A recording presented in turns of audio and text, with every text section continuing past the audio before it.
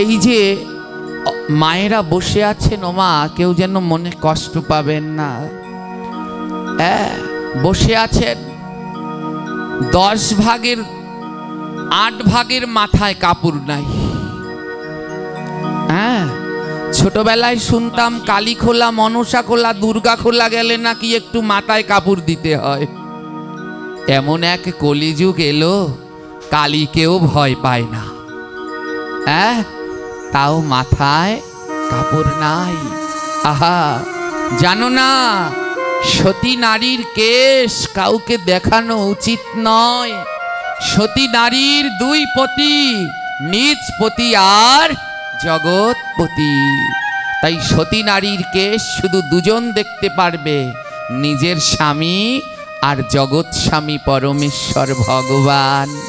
যাও না একবার বৃন্দাবনে, গিয়ে দেখো ব্রজবাসীদের এইখানি ঘোমটা দিয়েছে, এতটুক ঘোমটা না, এইখানি ঘোমটা। ওই ঘোমটা শুধুমাত্র 2 জায়গায় গিয়ে ওঠায়, এক স্বামীর কাছে আর দ্বিতীয় মন্দিরে গিয়ে জগৎ স্বামীর কাছে ঘোমটা খোলে, কারো কাছে না।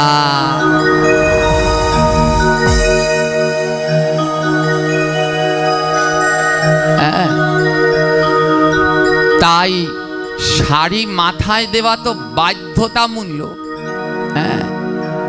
এই শাড়ি পরবার পরেও আরেকটা বস্ত্র দ্বারা কিবা পুরুষ কিবা নারী আবৃত থাকতে হয়, যার নাম উত্তরীয়। উত্তরীয়। কালকে এক মা বলছেন, ও বাবা আমরা উত্তরী পরি দেখে আমাদের বলে কি কীর্তনের দলে যোগ দিয়েছ। শুনুন আজ রাম কথা, বলুন রাম সীতা কে জয় হো। রঘুপতি রাঘব রাজা রাম, পতিত পাবন সীতারাম। রঘুপতি রাঘব রাজা রাম, পতিত পাবন সিয়া রাম। জয় সীতা জয় সীতা জয় সীতারাম। জয় সীতারাম। জয় সীতা জয় সীতা জয় সীতারাম। জয় সীতা জয় সীতা জয় সীতারাম। রঘুপতি রাঘব রাজা রাম, পতিত পাবন সীতারাম। রঘুপতি রাঘব রাজা রাম, পতিত পাবন সিয়া রাম। একটা কথা বলুন, ভগবান রামের নাম করলে কি পাপ হবে?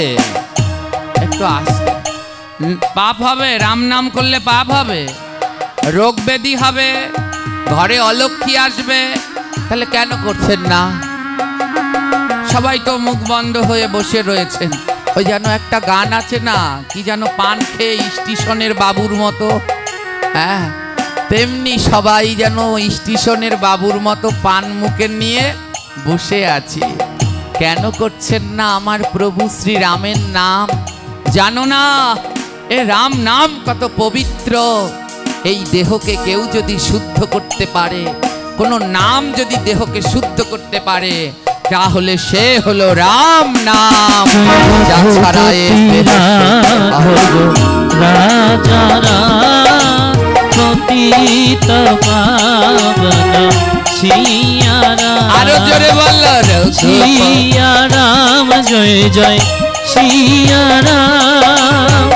রঘুপতি রাঘব রাজা রাম।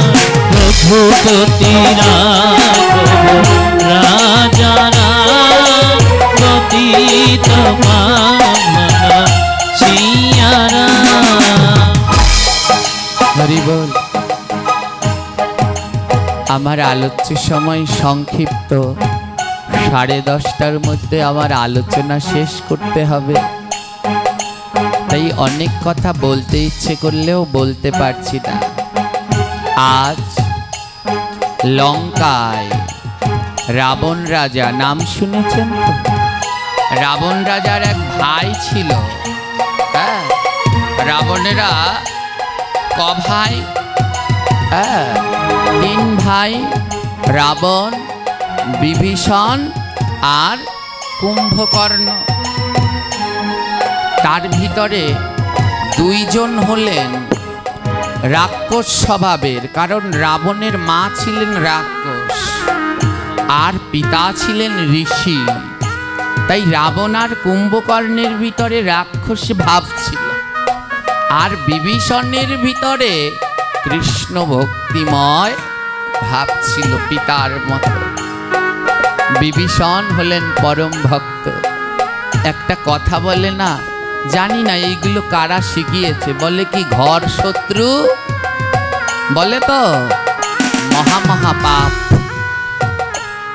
বিভীষণ ঘরের শত্রু নয়, বলে রামকে ত্যাগ করে চলে গেল শত্রুর জায়গায়, বলে ও ঘর মিত্র, কারণ সে বুঝতে পেরেছিল জগতে রাম ছাড়া আর কোনো গতি নাই। হ্যাঁ, এই বিভীষণ পরম ভক্ত, আর রাবণ সেও না পরম ভক্ত ছিল মা। হ্যাঁ, বাহিরে তার ওই কঠিন ভাব, কিন্তু মনের ভিতরে রাবণের ভক্তি ছিল। হ্যাঁ, প্রতিনিয়ত রাম রাম বলে রাবণ কান্না করতেন।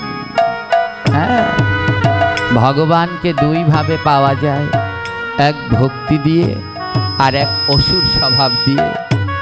ভক্তি দিয়ে ভগবানকে পেলে ভগবান প্রেম সে উদ্ধার করে, আর অসুর স্বভাব দিয়ে পেতে গেলে ভগবান এসে তাকে নিজের হাতে দমন করেন।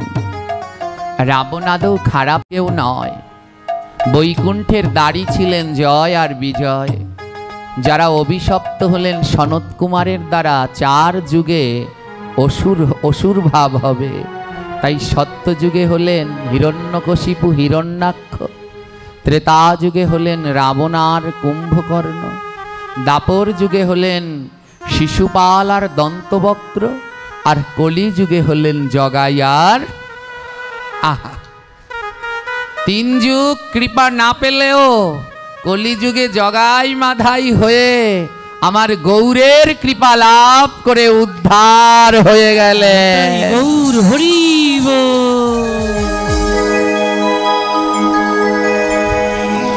বিভীষণ প্রতিদিন রামচন্দ্র জন্মানোর 60,000 বছর আগে রামায়ণ রচনা হয়েছে।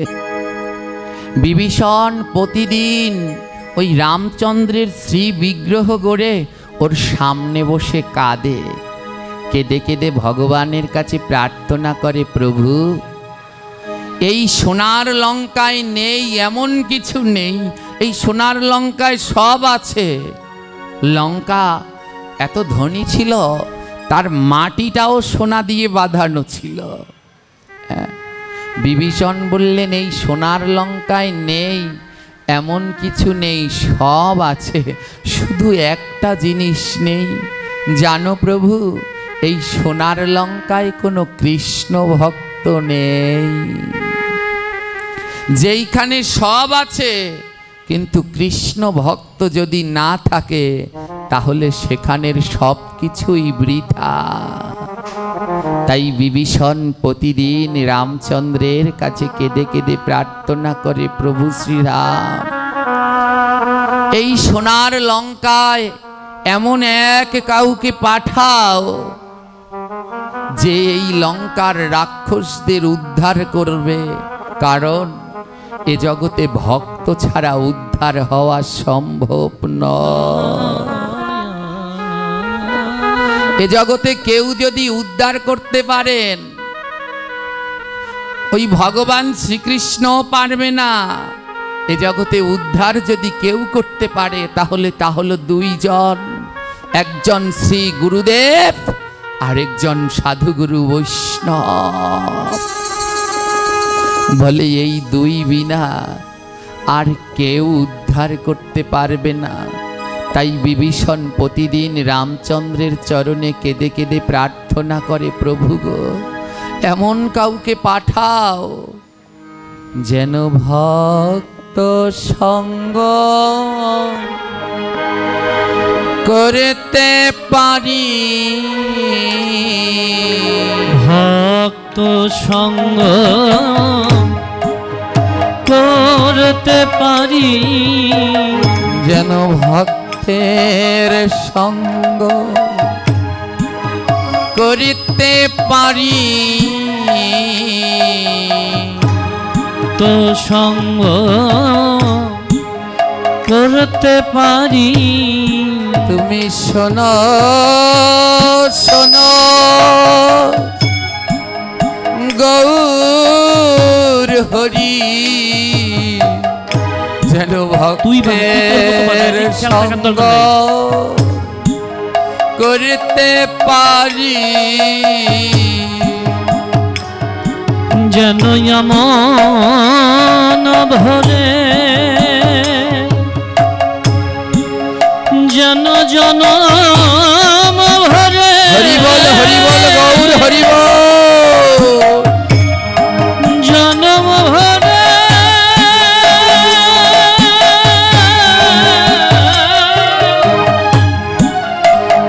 আমি করতে পারি, যেন ভক্ত সঙ্গ করতে পারি। ও প্রভু, আমি ভক্ত সঙ্গ ভালোবাসি, ভক্ত সঙ্গ ভালোবাসি, বলি তাই তো বারবার ছুটে আসি, ভক্ত সঙ্গ ভালোবাসি। আমি তাই তো বারবার, আমি রাধে রাধে তো বারবার ছুটে আসি, আমি ভক্ত সঙ্গ বড় ভালোবাসি। আমার মনের বাসনা কি জানো প্রভু, আমি ভক্তের ধুলা অঙ্গে মাগবো, ভক্ত ধুলি আমার অঙ্গে মাগব, আমি ভক্তের ধুলা অঙ্গে মাগবো, ভক্ত ধুলি আমার অঙ্গে মাখব। বলে এমন ভক্ত কোথায় পাবো, আমি ভক্তের ধুলা অঙ্গে মাগবো, আমি এমন ভক্ত, আমি এমন ভক্ত, আমি এমন ভক্ত, তাই গৌর প্রেমানন্দে হরি হরি বল।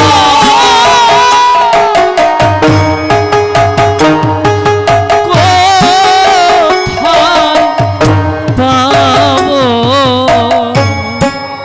আমি ভক্ত বড় ভালোবাসি। ও প্রভু, এই ভক্তের ভক্তের ধুলা ছাড়া আমার যে উদ্ধারের আর কোনো পথ নাই।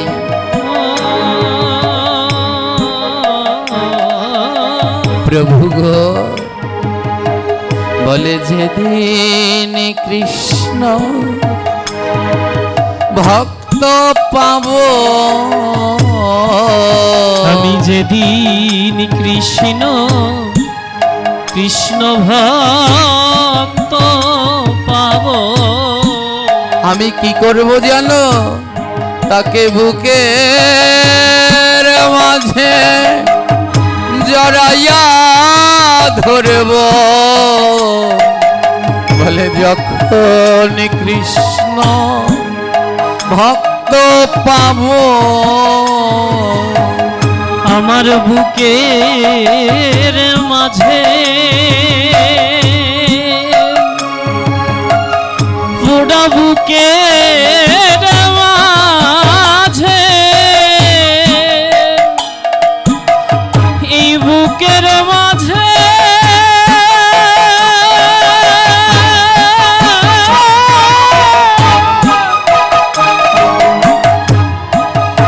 আমি জড়িয়ে ধরব, আমি যেদিন কৃষ্ণ কৃষ্ণ ভক্ত পাব।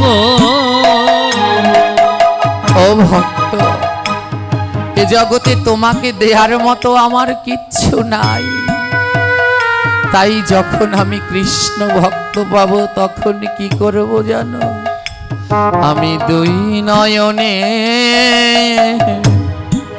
জলে ভাসব, আমি দুই নয়নে জলে ভাসব, আমি দুই নয়নে জলে ভাসব, দুই নয়নে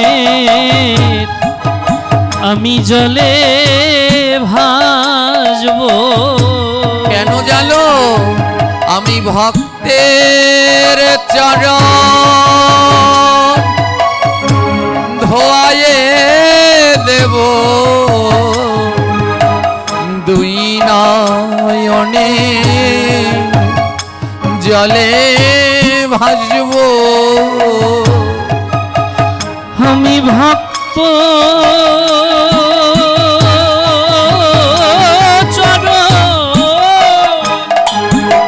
গৌর গৌর ভক্ত চরণ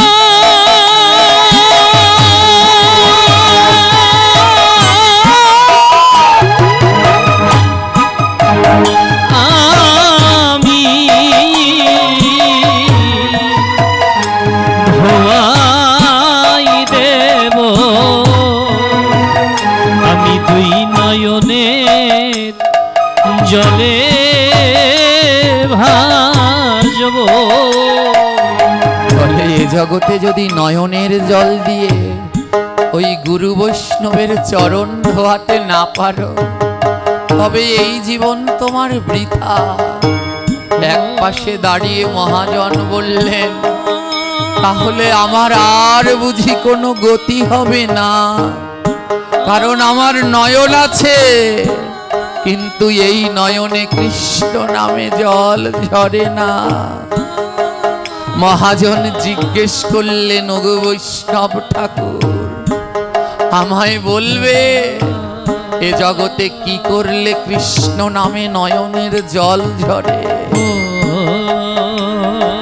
বৈষ্ণব বললেন, শোনো মহাজন, এ জগতে সবার নয়নে কৃষ্ণ নামে জল ঝরে না। তাদের নয়নে জল ঝরে কাদের জানো? যারা ভক্তের অঙ্গ পরশ করে, যারা ভক্ত অঙ্গ এমন ভক্ত অঙ্গ পরশ করে, যারা ভক্তের অঙ্গ পরশ করে, যারা ভক্ত অঙ্গ পরশ করে বলে তাদের নয়নে হরিবল হরিবল জল ঝরে যারা ভক্তের অঙ্গ পরশ করে বলি তাদের নয়নে বলি তাদের নয়নে রাধে রাধে রাধে বলি তাদের নয়নে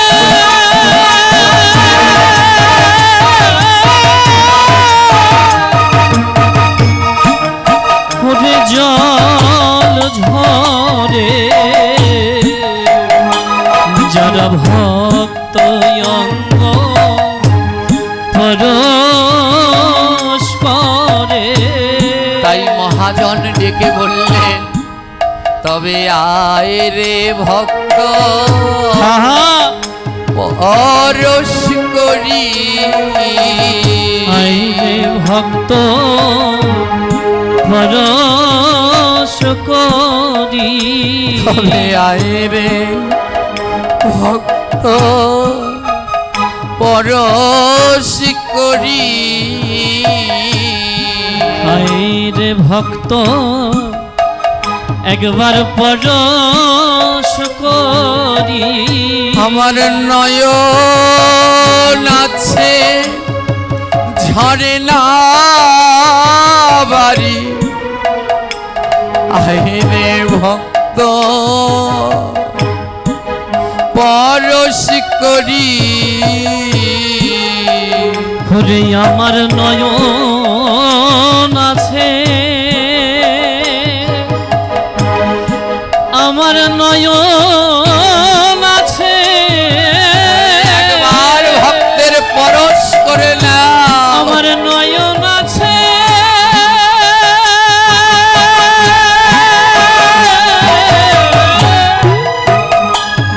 নয়নে নেই রে বাড়ি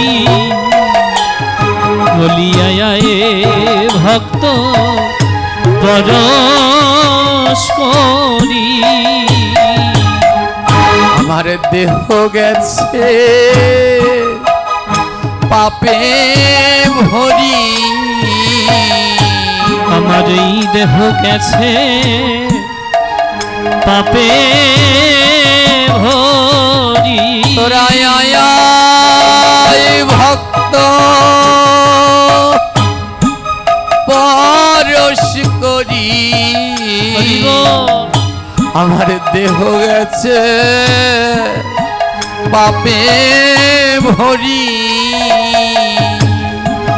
বলিয়া ভক্ত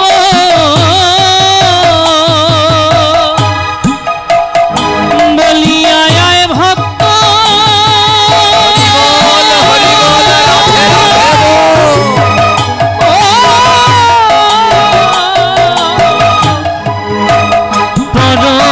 পরশ করি বলিয়া ভক্ত একবার পরশ করি আজ বিভীষণ প্রতিদিন কাঁদে আর প্রভুর কাছে প্রার্থনা করে প্রভু এই সোনার লঙ্কায় একটা ভক্ত পাঠাও না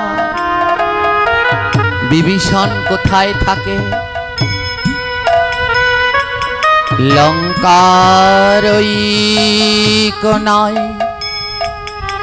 এক ভাঙা ঘর দেখা যায় সেই ঘরে বাস করে বিভীষণ রায় সোনার লঙ্কায় সবই সোনার শুধু একটা ঘর আছে মাটির তালপাতার ছাউনি ভাঙা, সেই ভাঙা ঘরটায় বাস করে বিভীষণ। বলে যার ভাই সোনার লঙ্কার রাজা, সে বাস করে ভাঙা ঘরে। বলে কেন গো জানো? যত তালা তত জ্বালা। একতলা, দুই তালা, তিন তালা, চার তালা, যত তালা তত জ্বালা। এইখানে গেটে তালা দাও, এখানে তালা দাও, ওখানে তালা দাও, জ্বালার আর শেষ নাই। আর এ জগতে যার ভাঙা ঘর আছে, বলে আমার প্রাণ গোবিন্দ আছে, আমার কোনো ভয় নাই, আমার ঘরে তালা দেয়ার আর কোনো দরকার নাই। আমাকে রক্ষা করবেন আমার গোবিন্দ, আমার ভাঙা ঘর, আমার তালা লাগবে না। আর লঙ্কার ওই পারে বাস করেন রাবণ রাজা। রাবণ বড় ভক্ত। রাবণ প্রতিদিন ভগবানের কাছে প্রার্থনা করে বলেন, হে প্রভু, আমার এই রাক্ষস কুলে সব আছে, কিন্তু কোনো কৃষ্ণ ভক্ত নাই। আর কৃষ্ণ ভক্ত না থাকলে তো উদ্ধার হওয়া যায় না। তাই রাবণ রাজা কেঁদে কেঁদে বলে, হে প্রভু, এই বংশে একটা কৃষ্ণ ভক্ত পাঠিও। শুনেছি বৈষ্ণবের মুখে, কোনো বংশে যদি একজন কৃষ্ণ ভক্ত হয়, বংশ শুদ্ধ 14 কুল উদ্ধার হয়ে যায়।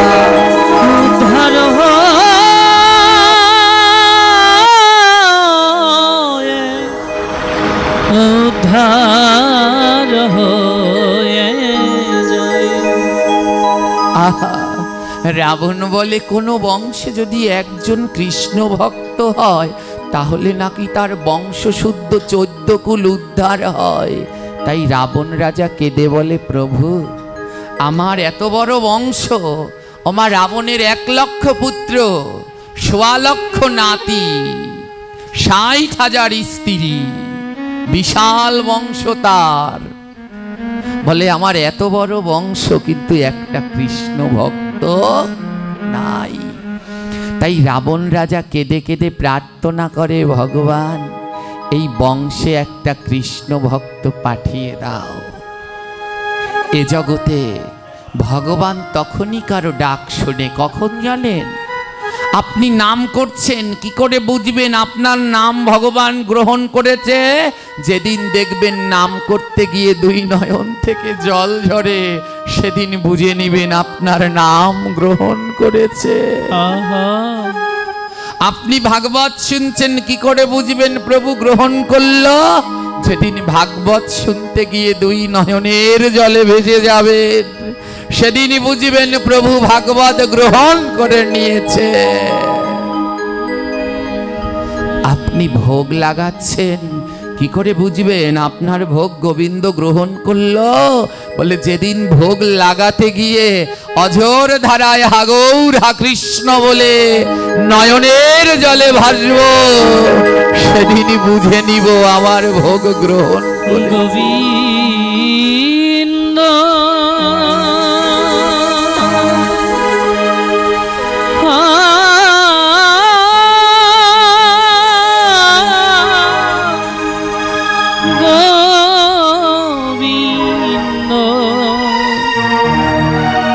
গোবিন্দ তাই কেউ যদি ভগবানের কাছে কিছু চায়, তার চাওয়া তখনই পূর্ণ হয়, যখন 2 নয়নে জল ঝরে। 2 নয়নে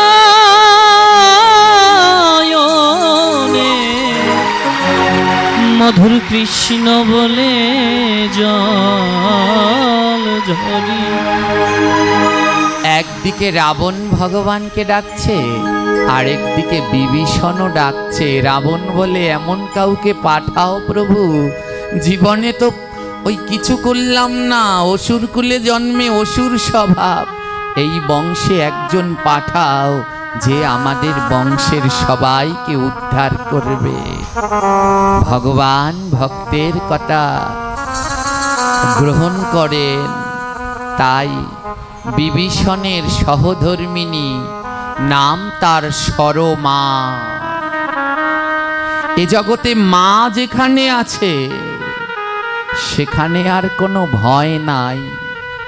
তাই বিভীষণের সহধর্মিণীর নামটাই হলো সরমা।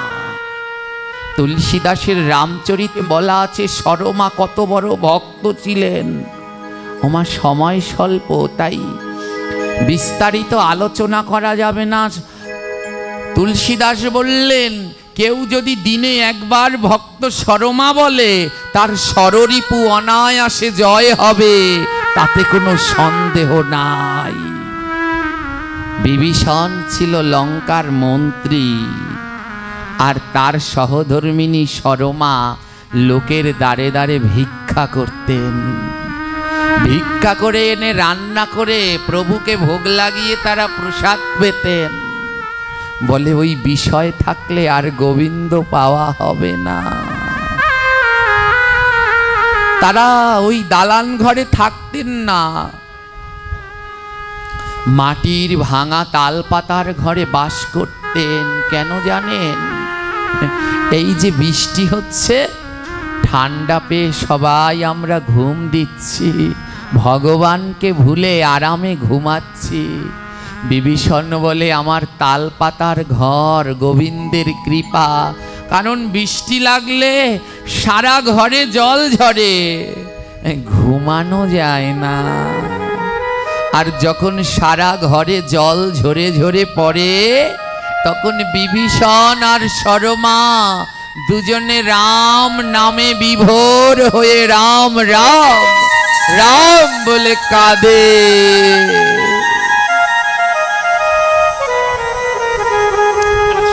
ওই দালান ঘরে থাকলে বোঝা যায় না কখন সকাল হলো, মঙ্গলারতি আর করা হলো না। বিভীষণ বলে আমার ভাঙা ঘর গোবিন্দের কৃপা। সূর্যদেব যখন ওঠে, ওই সূর্যের আলো চোখে পড়ে সূর্যদেব বলে উঠে পড়ো, এখন মঙ্গলারতির সময় হয়ে গেছে, এখন ঘুমানোর সময়। এমন ভক্ত বিভীষণ আর তার সহধর্মিণী সরমা। আজ সরমা গর্ভবতী হলেন, আর 10 মাস 10 দিন পরে এক শুভক্ষণে এক পুত্র সন্তান জন্ম দিল। মহাজন বললেন শুভক্ষণে শুভ দিনে পুত্র জন্মিল, শুভক্ষণে শুভ দিনে পুত্র যে জন্মিল। বাদন ভরিয়া একবার গৌর হরি বলা, বদন ভরিয়া একবার গৌর হরি বল। যখন পুত্র জন্মাইল লঙ্কার মাঝারে, পুত্র জন্মাইল লঙ্কার মাঝারে। আপনি আপনি সব জয় ধ্বনি করে, আপনি আপনি সব জয় ধ্বনি করে। আহা জয় ধ্বনি করে রে, ধ্বনি করে রে। শঙ্খ ধ্বনি করে রে, জয় ধ্বনি করে রে। শঙ্খ ধ্বনি করে রে, জয় ধ্বনি করে রে। বারে বারে বারে বারে ধ্বনি জয় ধ্বনি বারে বারে। শঙ্খ ধ্বনি জয় ধ্বনি বারে বারে। হেন কালে দেব গণ পুষ্প বৃষ্টি করে, হেন কালে দেব গণ পুষ্প বৃষ্টি করে। তাহা দেখে আনন্দেতে নয়নে জল ঝরে, ওই মামা গণের আনন্দেতে লঙ্কায় যখন বিভীষণের পুত্র হলো, আপনি আপনি শঙ্খ বাজছে, ঘন্টা বাজছে, জয়ধ্বনি শোনা যাচ্ছে, আকাশ থেকে পুষ্প ঝরে ঝরে পড়ছে। রাবণ রাজা বলে, এ তো সাধারণ লক্ষণ নয়। যখনই কোনো কৃষ্ণ ভক্ত ধরাধামে আসে তখনই এই লক্ষণ দেখা যায়। রাবণ রাজা বলে, নিশ্চয়ই আমার এই সোনার লঙ্কায় কোনো কৃষ্ণ ভক্ত এসেছে। হেন কালে এক দূত খবর লইয়া আইল, কালে একজন আইল, তোমার ভাইয়ের পুত্র সন্তান হইল। তোমার ভাইয়ের পুত্র সন্তান হইল। হে রাবণ রাজা, বড় আনন্দের সংবাদ, বিভীষণের ঘরে পুত্র সন্তান হয়েছে। রাবণের আনন্দ আর ধরে না, কি বলো? সেই কৃষ্ণ ভক্তের অপেক্ষায় আমি আছি, সেই কৃষ্ণ ভক্ত আমার ভাইয়ের ছেলের ঘরে জন্মেছে। মনের আনন্দে রাজা চলিতে লাগিল, মনের আনন্দে রাজা চলিতে লাগিল।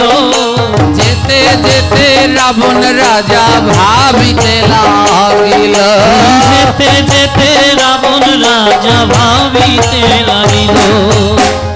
ভাইয়ের ছেলেকে দেখতে যাচ্ছে। যাওয়ার সময় রাবণ তো অনেক জ্ঞানী পণ্ডিত, মনে মনে ভাবছেন, হায় রে, জগতে তো 5 জায়গায় খালি হাতে যেতে নাই, 7 জায়গায় খালি হাতে যেতে নাই। জন্ম, মৃত, গুরুদেব, ভাগবত, শিক্ষক, চিকিৎসক, এই 7টি জায়গায় কোনো সময় খালি হাতে যেতে নাই। তাই কেউ জন্মালে খালি হাতে যেতে নাই, ওই নবজাতকের মুখ দেখে কিছু দিতে হয়। কেউ মারা গেলে খালি হাতে যেতে নেই, যাওয়ার সময় একটা তুলসীর ডাল নিয়ে যেতে হয়, যেন সমাধিতে দিয়ে আসা যায়। তাই রাবণ রাজা মনে মনে ভাবলেন, আমার ভাইয়ের ছেলের জন্য আমি কি নেই। নিজ হাতে ফুলের মালা গাঁথিয়া লইল, নিজ হাতে ফুলের মালা গাঁথিয়া লইল। ভক্তের গলায় দেবে বড় সাধ হইল, ভক্তের গলায় দিবে বড় সাধ হলো। রাবণ রাজা মনে মনে ভাবলেন, ভক্তকে দেওয়ার মতো তো আমার কিছু নাই, তাই একটা ফুলের মালা গেঁথে নিয়ে যাই, ভক্তের গলায় মালা পরিয়ে দেব। এবারে রাবণ রাজা গিয়ে উপস্থিত হলো, রাবণ রাজা নিয়ে উপস্থিত হলো। 2 জনার চোখে চোখে কত কথা হলো, 2 জনার চোখে চোখে কত কথা হলো। রাবণ রাজা বিভীষণের বাড়িতে গিয়ে উপস্থিত হলেন, আর রাবণ এবং বিভীষণের পুত্রের দুজনে চোখে চোখে কথা হচ্ছে। কেন জানেন? বিভীষণের এই পুত্র সত্য যুগে সে প্রহ্লাদ যে ছিল, সত্য যুগে সে প্রহ্লাদ যে ছিল। আবার দাপর যুগে সে সুবল হইল, ওই দাপর যুগে সে সুবল যে হইল। রাবণ রাজা ওই পুত্রকে দেখেই চিনতে পেরেছে, আরে এ তো সেই প্রহ্লাদ। রাবণ রাজা পুত্র সন্তানকে দেখে পুত্রকে বলছে, তোমার মনে কি পড়ে গো, মনে কি পড়ে গো, ওই পুরাবের লীলা তোমার মনে কি পড়ে গো, ওই পুরাবের লীলা তোমার মনে কি পড়ে গো। বলে সেই জন্মে পিতা ছিলাম, সেই জন্মে পিতা ছিলাম, এই জন্মে জেঠু হলাম, সেই জন্মে পিতা ছিলাম। সেই জন্মে জেঠু হলাম, পূর্ব জন্মে পিতা ছিলা। ছেলেকে ডেকে বলছে, ও বাবা তোর কি মনে আছে পূর্ব জন্মে তুই ছিলি প্রহ্লাদ আর আমি ছিলাম হিরণ্যকশিপু। সেই জন্মে তুই প্রহ্লাদ হয়ে আমাদের বংশ উদ্ধার করেছিস, তাই সত্যযুগে তো উদ্ধার করলি, আবার ত্রেতা যুগে তুই জন্মালি। এই জন্মে আমি তোর পিতা নয় জেঠু হলাম। জেঠু আর পিতার মধ্যে তো সম্মান তো এক। হ্যাঁ, রাবণ রাজাকে দেখে বিভীষণ বললেন, দাদা তুমি যখন আসছো তাহলে একটা কাজ করো, আমার এই ছেলের একটা নাম রেখে দাও। এর নাম কি রাখা যায়? রাবণ রাজা বলছে, শোনো, এই ছেলে তরাইতে রাক্ষস বংশ এলো। এই ছেলে তরাইতে রাক্ষস বংশ এলো। ও বিভীষণ, তোমার এই পুত্র কোনো সাধারণ পুত্র নয়, এই রাক্ষস বংশকে তরানোর জন্য এই পুত্রর জন্ম হয়েছে। তাই রাবণ রাজা বলছেন, এই পুত্র তরাইতে রাক্ষস বংশে এলো। এই পুত্র তরাইতে রাক্ষস বংশে এলো। তরণী সেন পুত্রের নাম রাখিল। তরণী সেন পুত্রের নাম যে রাখিল। সত্য যুগে সে প্রহ্লাদ যে ছিল। সত্য যুগে সে প্রহ্লাদ যে ছিল। ত্রেতা যুগে সে তরণী হলো। ত্রেতা যুগে সে তরণী হইল। সত্য যুগে যে প্রহ্লাদ ছিলেন সেই প্রহ্লাদ ত্রেতা যুগে জন্মগ্রহণ করলেন, নাম হলেন তার তরণী সেন। দিনে দিনে তরণী সেন বাড়িতে লাগিল। দিনে দিনে তরণী সেন বাড়িতে লাগিল। কৃষ্ণ ভক্তি ভাব তার প্রকাশ হইল। ওই কৃষ্ণ ভক্তি ভাব তাহার প্রকাশ হইল। 7 বছরে যখন তরণী পড়িল। 7 বছরে যখন তরণী পড়িল। 2 নয়নের জলে ভেসে হরি হরি বল। 2 নয়নের জলে ভেসে হরি হরি বল। 7 বছরের তরণী সেন, এমন ভক্তি তার 2 নয়নে অঝোর ধারায় জল ঝরে। ছোট্ট তরণী সেন একদিন মায়ের কাছে গিয়ে বলছে, মা তুমি প্রতিদিন রান্না করে ভগবানের কাছে নিয়ে যাও। ও মা, ভগবান তো তোমার হাতে গ্রহণ করে, তাই না? ও মা, একবার বলো না আমার প্রভু রামচন্দ্রকে দেখতে কেমন? ও মা, তার বদনের রূপ বলতে হবে না, তার চরণটা দেখতে কেমন একটু বলো না মা। তুমি যখন ভোগ লাগাও নিশ্চয়ই আমার প্রভু তোমার হাতে সেবা গ্রহণ করে।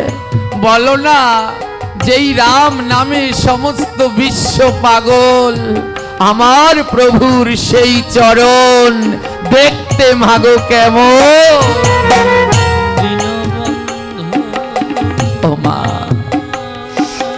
আমার সেই প্রভুর চরণটা দেখতে কেমন। তরণী সেন মনে মনে ভাবে, ব্যাটের সাউন্ডটা অফ থাক। তরণী সেন মনে মনে ভাবে, যখনই ভোগ লাগানো হয় রামচন্দ্র এসে সেই ভোগ গ্রহণ করে। তাই আজ মায়ের কাছে বলছে, মা আজ আমাকে ভোগ লাগাতে দেবে? মা বলছে, জানা খোকা, আজ গিয়ে তুই গোবিন্দের ভোগ দে, তোর প্রভুর ভোগ আজ তুই নিজে দে। ছোট্ট তরণী বলে, ও মা কি করে ভোগ দেব? কারণ ভোগ দিতে হলে তো অনেক মন্ত্র জানা লাগে। ও মা, আমি তো কোনো মন্ত্র পারি না। মা, আমি কেমন করে প্রভুর ভোগ দেব? আমি তো কোনো মন্ত্র জানি না। মা বললেন, বাবা কি জানিস না? তরণী সেন বললেন, আমি কোনো মন্ত্র জানি না। মা বললেন, মন্ত্র কথাটা বারবার বলতো। তরণী সেন বারবার বললেন, মন্তর মন্তর মন্তর মন। এ জগতে তোর মন দিয়ে তুই যা করবি তাই মন্তর। ওই মন্তর দিয়ে গোবিন্দ পাওয়া যায় না। গোবিন্দ পাওয়া যায় তোর মন যদি সমর্পণ করতে পারিস। মা সরমা বললেন, যারে বাবা, গিয়ে আজ এক মনে শরণাপন্ন হয়ে যা তোর প্রভুর ভোগ দে। আমি জানি তুই দিলে অবশ্যই প্রভু গ্রহণ করবে। ভোগের থালা সাজিয়ে তরণী সেন প্রবেশ করল ভোগ মন্দিরে। প্রভু শ্রী রামচন্দ্রকে ডাকছে, ভগবান আসো না। ও প্রভু, আমি আমার মায়ের কাছে শুনেছি তুমি নাকি কাঙাল বড় ভালোবাসো।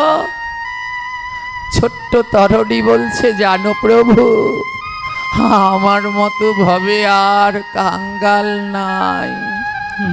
ও প্রভু, যদি তুমি কাঙাল ভেলে ভালোবেসে থাকো, একটা বারের জন্যে আসো প্রভু, আমি তোমার জন্যে ভোগ সাজিয়েছি। কত ডাকলো কিন্তু ভগবান এলেন না। ছুটতে ছুটতে মায়ের কাছে গেল, মা কত ডাকলাম, কই আমার রামচন্দ্র তো এলো না। মা বলে, বাবা রে, জানিস ওই ভগবানকে এমনি করে ডাকলে আসে না। তরুণী বলছে, কেমন করে ডাকলে আসে?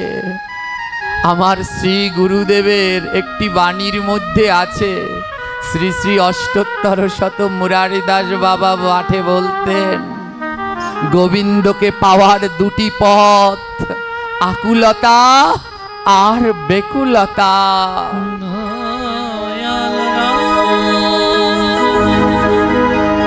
শর্মা বললেন তরণীকে, বাবা যদি ওই ভগবানকে দেখতে চাস তাহলে আকুল হয়ে ডাক, আর বেকুল হয়ে নয়নের জলে ভাস।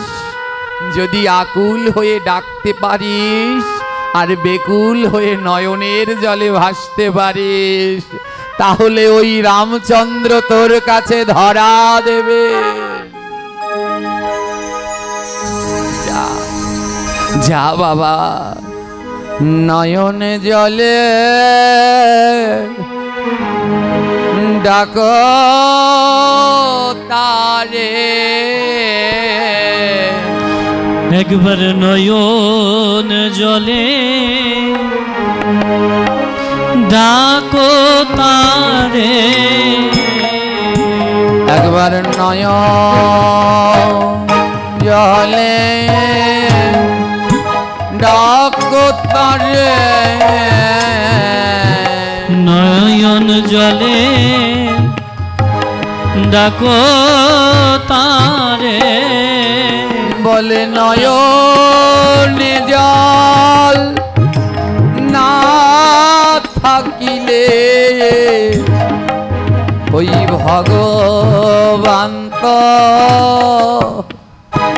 আসে না রে। ওই নয়ন জলে, ওই নয়ন জলে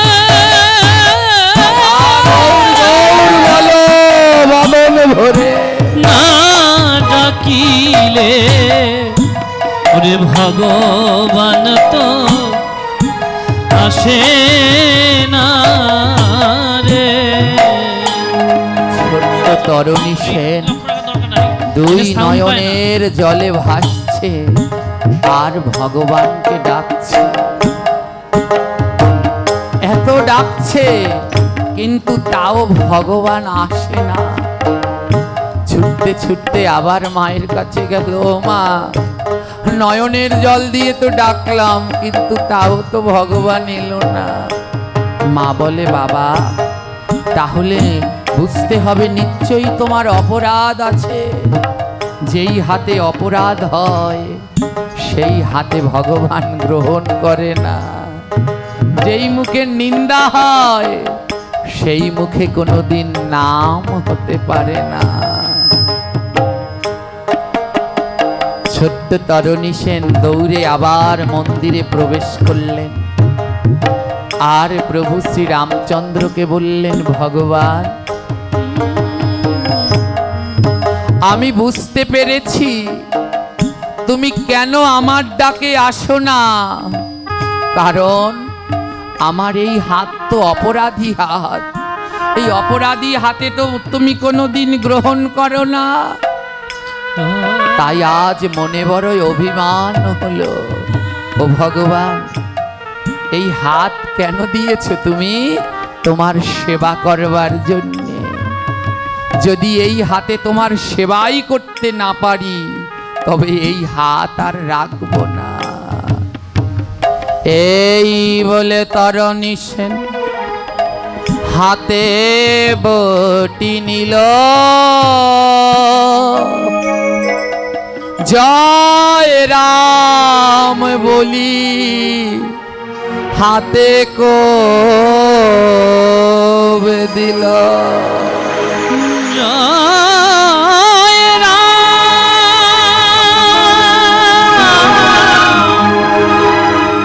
দয়াল দীন বন্ধুরা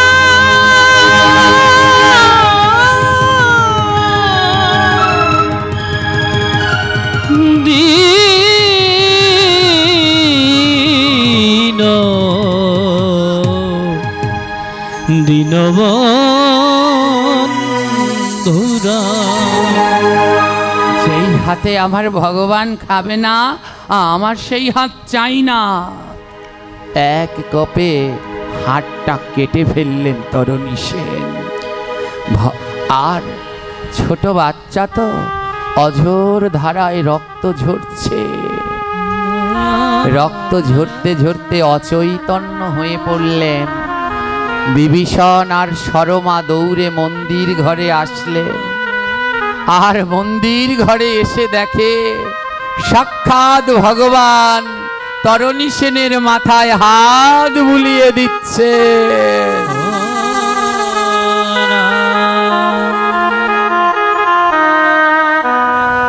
আর কেঁদে কেঁদে বলছেন, তরুণী, তুমি এমন ভক্ত, আমি আসিনি বলে অভিমানে হাত কেটে দিলে। সেই ক্ষণে ভগবান বরে যে দিল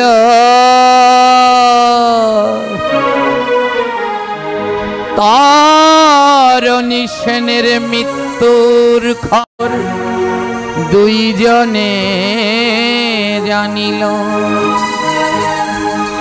হে তরুণী, তুমি ক্ষত্রিয় কুলে জন্মগ্রহণ করেছ, আর ক্ষত্রিয়দের স্বভাব হলো যুদ্ধ করা। তাই আমি গোবিন্দ তোমায় আশীর্বাদ করছি, তোমায় কেউ মারতে পারবে না। কিন্তু এ জগতে আসলে তো মরতেই হবে। গোবিন্দ বললেন, হে তরুণী, তুমি অস্ত্র দিয়ে তোমার হাত কেটে ফেললে, তাই আমি তোমায় আশীর্বাদ করে দিলাম, এ জগতে কোনো অস্ত্র দিয়ে তোমায় মারা যাবে না। তোমার বধ হবে বৈষ্ণব বানে। এই কথা কেবল দুই জনে জানে। ফ্যানটা ওনাদের দিকে ঘুরিয়ে দিন, আমার লাগবে না, এদের দিকে। ভগবান বললেন, তরুণী সেন, তোমার মৃত্যু হবে বৈষ্ণব বাণে। এই খবর শুধু দুইজন জানবে, এক তোমার মা আর এক তোমার বাবা। আমি নিজে ভগবান তোমায় আশীর্বাদ করলাম, আমি নিজেও এই কথা ভুলে যাব। মাথায় যখন হাত বুলাচ্ছে আর ভগবান ডাকছে, ওঠো তরুণী ওঠো, আমি এসেছি, আজ তোমার হাতে খাবার গ্রহণ করব। তরুণী সেন দেখলেন ভগবানের দিব্য রূপ আর প্রেমে আত্মহারা হয়ে বলছেন, রাম রাম রাম রাম জয় শ্রীয়া রাম, রাম রাম রাম রাম জয় শ্রীয়া রাম, রাম রাম রাম রাম জয় সিয়া রাম, রাম রাম রাম রাম জয় সিয়া রাম, রাম রাম রাম রাম জয় সীতারাম, রাম রাম রাম রাম জয় সীতারাম, রাম রাম রাম রাম জয় সীতারাম, রাম রাম রাম রাম জয় সীতারাম। একটা হাত নেই, সারা নগর ঘুরে ঘুরে রাম নাম গাইছে, আর সেই রাম নাম গিয়ে প্রবেশ করলো রাবণের কর্ণে। কে এই লঙ্কায় রাম নাম করে কে? রাবণ রাজা মন্ত্রীকে বলল, মন্ত্রী, চারদিকে ঘোষণা করে দাও, আজ থেকে এই লঙ্কায় যদি কেউ রাম নাম করে তাহলে তার শিরচ্ছেদ করা হবে। বিভীষণের কাছে বলল, এ লঙ্কায় রাম নাম করা যাবে না। বিভীষণ বললেন, তাহলে এই সোনার লঙ্কা আমি ত্যাগ করব। যেই লঙ্কায় থেকে রাম নাম করা যাবে না সেই লঙ্কায় আমি থাকব। বিভীষণ ত্যাগ করলেন লঙ্কা।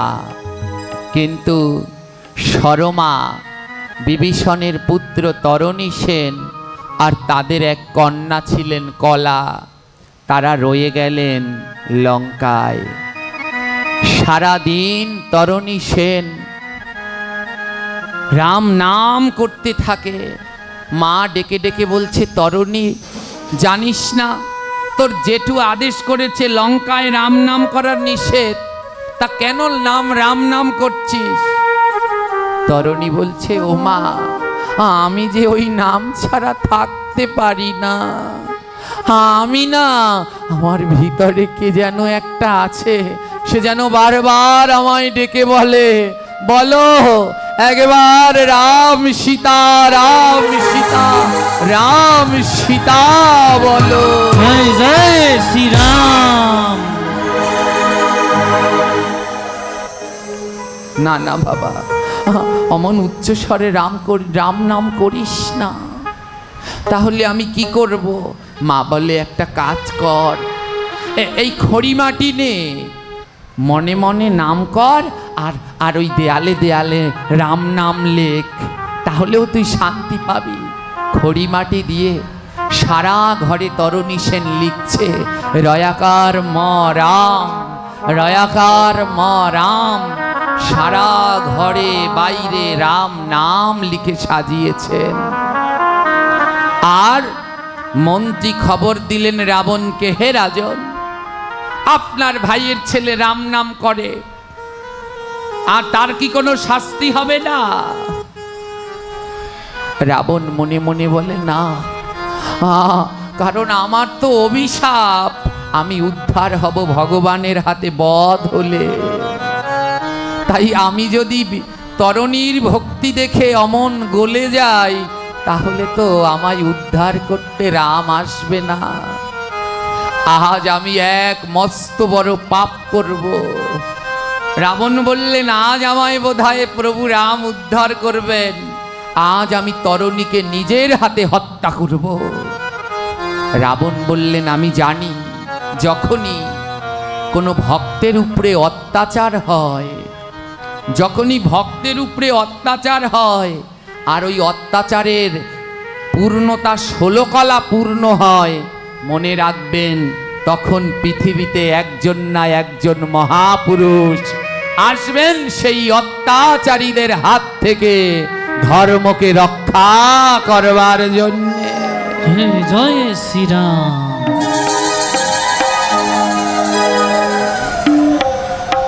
রাবণ রাজা চন্দ্রহাস খড়গ নিয়ে গেলেন, আজ তরুণীর মস্তক ছেদন করব। চন্দ্রহাস খড়গ নিয়ে রাবণ রাজা গেলেন, আর একজনে এসে ডেকে বলছে, সরমা তোমার পুত্রকে লুকাও, রাবণ রাজা আসছে। সরমা ছুটে গিয়ে তরণী সেনকে বলল, তরণী ও বাবা জোরে জোরে রাম নাম করিস না, তোর জেঠু আসছে খড়গ নিয়ে। রাবণ যখন আসলো, সরমা দুটি হাত বাড়িয়ে ঘরের দরজা আগলে দাঁড়িয়েছে। দাঁড়ান। রাবণ রাজাকে বলছে, দাঁড়ান দাদা, আমার ঘরে এমন তরোয়াল নিয়ে ঢুকছেন কেন? সরমা পথ ছেড়ে দাও, তোমার ছেলে রাম নাম করে, আর যার যে রাম নাম করবে তার মস্তক আমি ছেদন করব। সরমা বললেন, হে গোবিন্দ আমায় বুদ্ধি দাও, আমি চাই না আমার ছেলে রাবণের হাতে মরুক। আমার ছেলে রাক্ষস বংশে জন্মেছে, তাই মরতে তো তাকে হবে, কিন্তু রাবণের হাতে যেন তার মৃত্যু হয় না। আমি মা হয়ে চাই আমার পুত্রের মৃত্যু যেন প্রভু শ্রীরামের হাতে হয়।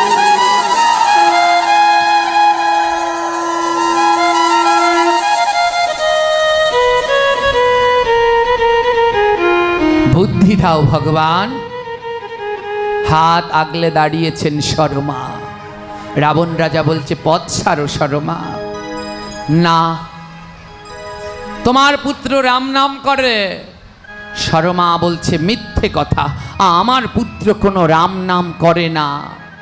রাবণ রাজা বলছে, সরমা এ জগতে শ্বশুর ভাসুর আর স্বামী এই তিনজনার কাছে কোনো সময় মিথ্যে বলতে নাই। আজ ভাসুরের কাছে মিথ্যে বললে সরমা মনে মনে বলছে, গোবিন্দ ক্ষমা করো, আমার পুত্রের প্রাণ বাঁচাতে আজ আমি মিথ্যে বললাম। সরমা বললেন, না না দাদা, আমার পুত্র রাম নাম করে না। রাবণ বললেন, ও তোমার পুত্র যদি রাম নাম না করে, তাহলে তোমার ঘরে এই যে সারা ঘরে লেখা রয়াকার ম রাম, রয়াকার ম রাম, যদি তোমার পুত্র রাম নাম নাই করে তাহলে ঘরে রাম লেখা কেন? সরমা বলে, এবার আমি কি বলবো? ভগবান তাকে বুদ্ধি দিয়ে দিলেন। সরমা বললেন, ও দাদা, ও রাম না, ওটা তো রাম লেখা না, ওটা তো আপনার নাম। রাবণ বলে, সরমা আমার 10টা মাথা 20টা চোখ, আমি 20 চোখ দিয়ে স্পষ্ট দেখতে পাচ্ছি লেখা আছে রয়াকার ম রাম, আর তুমি বলছো রাম নাম না, ওটা আমার নাম। সরমা বলছে, ও এবার বুঝলাম দাদা, ওখানে ওই যে রয়াকার দেখছেন ওটা রামের রয়াকার নয়, রাবণ লিখতেও রয়াকার লাগে, তাই আমার ছেলে আপনায় বড় ভালোবাসে, তো তাই রাবণের রয়াকার লিখেছে। রাবণ বললে, বাহ, আমার নামে না হয় রয়াকার আছে, কিন্তু ম তো নেই, ম লিখলো কেন? সরমা বলছেন, ও দাদা, জেঠুর নাম করবে আর জেঠির নাম যদি না করে তাহলে জেঠি যদি রাগ হয়, তাই রাবণের লিখেছে রা আর মন্দাদরীর লিখেছে ম।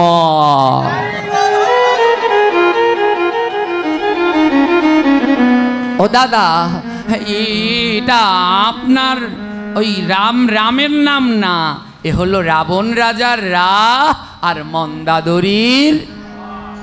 রাবণ হেরে গেলেন। মাথা নুইয়ে রাবণ মনে মনে বলছে, জীবনে কারো কাছে হারিনি, কিন্তু আজ মায়ের ভক্তির কাছে হেরে গেলাম। জগতে মায়ের উপরে আর কেউ হয় না। ও সরমা, তুমি জগৎবাসীকে শিখালে সন্তানকে কেমন করে রক্ষা করতে যেতে হয়। শুরু হয়ে গেল রাম রাবণের যুদ্ধ। রাবণের যত পুত্র ছিল, যত নাতি ছিল, সেনা সৈন্য সামন্ত সব শ্রীরামের হাতে নিহত হলো। রাবণের বংশে কোনো পুরুষ নেই, সমস্ত পুরুষ রামের হাতে নিহত হলেন। সোনার লঙ্কা হয়ে গেলেন শ্মশান। রাক্ষসকুলের নারীরা সবাই বিধবা হয়ে গেলেন, সবার সাদা কাপড়। শুধু সোনার লঙ্কায় দুজন সধবা আছে, এক মন্দাদরী আর দুই সরমা। সোনার লঙ্কায় কোনো পুরুষ নেই, দুইজন পুরুষ জীবিত আছে, এক রাবণ আর দ্বিতীয় তরণী সেন। রাবণ বলছে, মন্দাদরী আজ আমি যুদ্ধে যাই।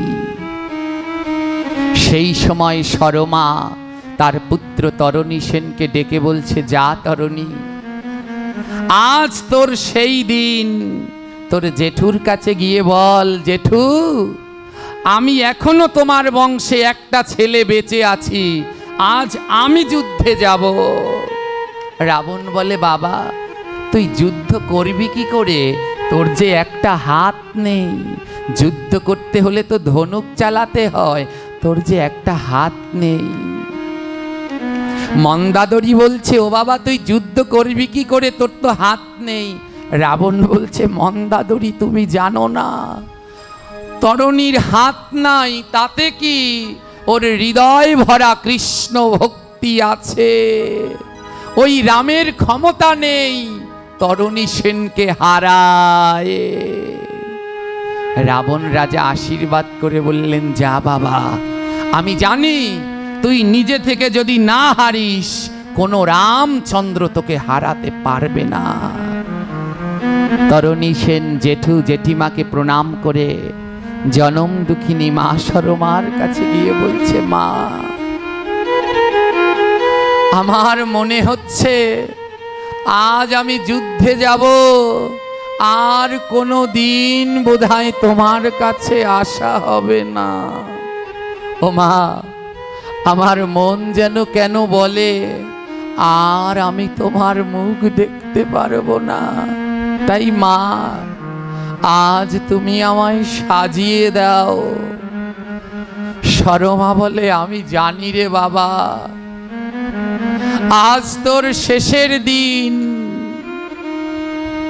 তাই আমি হলাম সেই হতভাগিনী মা যে জানে আজ তার ছেলের মৃত্যু হবে, তারপরেও মা হয়ে সন্তানকে সাজিয়ে দিচ্ছেন।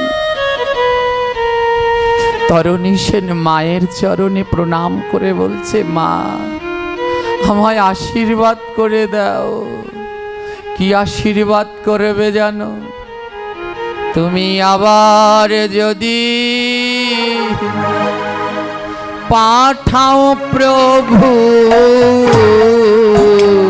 আমায় আবার যদি পাঠাও প্রভু, এ ভব সংসারে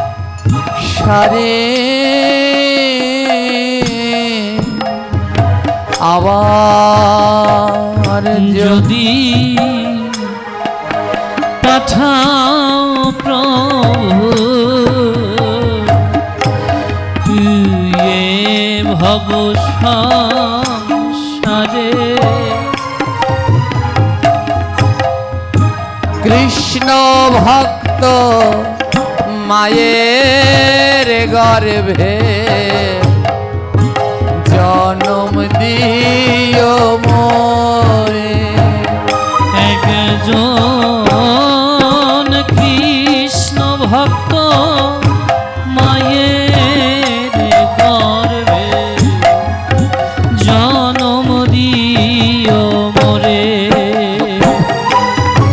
আবার যদি এই ভব সংসারে তুমি আমায় পাঠাও, তাহলে কৃষ্ণ ভক্ত মায়ের গর্ভে আমায় জন্ম দিও, যেন জন্মেই আমি তোমার নাম শুনতে পাই। কৃষ্ণ ভক্তের ঘরে যদি জন্ম নেই না, জন্মেই যখন ওই ভূমিতে পড়ব, কৃষ্ণ ভক্তের ঘরে ভক্তদের পদচারণা হয়, আর জন্মেই ভূমিতে পড়লে আমার গায়ে কৃষ্ণ ভক্তের চরণ ধুলা লাগবে। হরে কৃষ্ণ হরে কৃষ্ণ কৃষ্ণ কৃষ্ণ হরে হরে হরে রাম হরে রাম রাম রাম হরে হরে। আজ মাকে ডেকে বলছে, মাগো এবার বিদায় দাও, বিদায় দাও মোরে, এবার বিদায়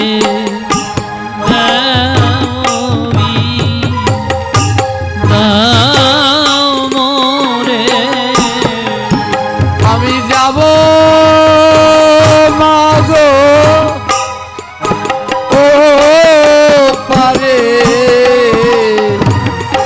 বিদায় দাও, বিদায় দাও মোরে, আমি যাব মা গো মা,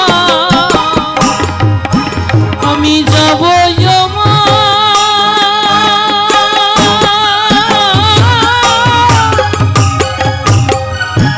ও পারে, বিদায় দাও বিদায় দাও মা গো। ধরো মাকে ডেকে দে বলছে, বাবারে এ জগতে কোনো মা পারে না তার সন্তানকে বিদায় দিতে, কারণ কি জানিস? ওরে মায়ের মতো দুঃখী নাই রে, হবে মায়ের মতো দুঃখী নাই রে, ওই জানে শুধু মা জননী, হবে মায়ের মতো দুঃখী নাই রে, ওরে জানে শুধু মা জননী, ভাবে মায়ের মতো আর দুঃখী নাই রে। ওরে বাবা, সেই মা বোঝে যখন মা সন্তানকে ছেড়ে চলে যায়, সেই মা বোঝে তার কি দুঃখ। যেই মায়ের সন্তান দূর দেশে আছে, মা সন্তানের মুখ দেখতে পায় না, সেই মা জানে তার বুকে কি যন্ত্রণা। যেই মায়ের কোলের সন্তান তার সামনে দেহ রেখেছে, সেই মা জানে সন্তান হারানোর কি বেদনা। তাই বলছে, ওরে মায়ের মতো বান্ধব নাই রে, ওরে মায়ের মতো বান্ধব নাই রে, তুমি চরণ ধুলি মা হরিব দেওয়া মানে, ভাবে মায়ের মতো বান্ধব নাই রে, তুমি চরণ ধুলি দাও মোরে, ভাবে মায়ের মতো আর বান্ধব নাই রে। মা তোমার চরণ ধুলি দাও, আজ তোমার চরণ ধুলি মাথায় দিয়ে আজ আমি প্রভু শ্রীরামের সাথে যুদ্ধ করতে যাব। মায়ের কাছ থেকে বিদায় নিলেন তরুণী। আর বিদায় বেলায় বলছে, মা আমি তোমাকে ছাড়া এক বেলাও থাকি না। আমার মন বলছে আজ চিরদিনের মতো আমায় বিদায় নিতে হবে। আমার মনে বলে বেলা নাই রে, আমার মন বলে তোমা বেলা নাই রে। আমি কার যেন ডাক শুনতে পাই রে, আমার মনে বলে বেলা নাই রে। আমি কার জানো আমি কার জানো